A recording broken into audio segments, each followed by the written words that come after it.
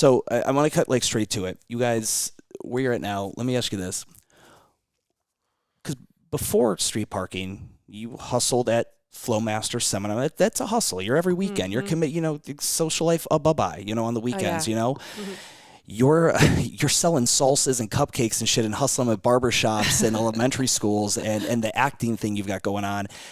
What was the point? And like, was it that first month where 700 people signed up? You're like, holy fuck, we're like legit fucking rich now. Like that, like things have changed. Because I mean, I don't know what your financial situation was prior to that, but there had to have been a moment where it's like, holy fuck, not only did we create something that's now enormous, we didn't plan to create something enormous. We probably did not have, probably didn't have that growth and 30-day mindset. But at that point, there's a couple things that hit your head like, holy fuck, this is awesome. And then it's, holy shit, like, what do we do? Because you have 700 people on board in a month. How many employees were then in existence?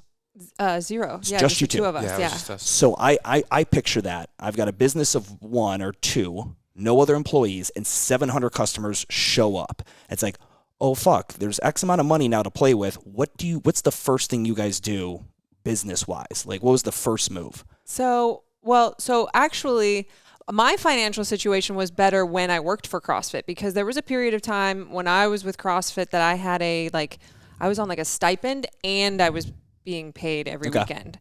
So they kind of paid some of us for a while to basically just, hey, we don't want you to have another job aside from this in case we want to randomly fly you out to HQ to help us with this or that or whatever. So it was like they were paying us not to go get another job, basically. Not bad. And so I had that, and I was working for CrossFit, and I was working for Progenics for when we met. Yeah. And so, yeah, we were traveling all over the place and doing all sorts of stuff. And then when I left CrossFit, I lost both of those things like at once. And I just had Progenics, which was still fine. And then he had his meal prep business when we started street parking too.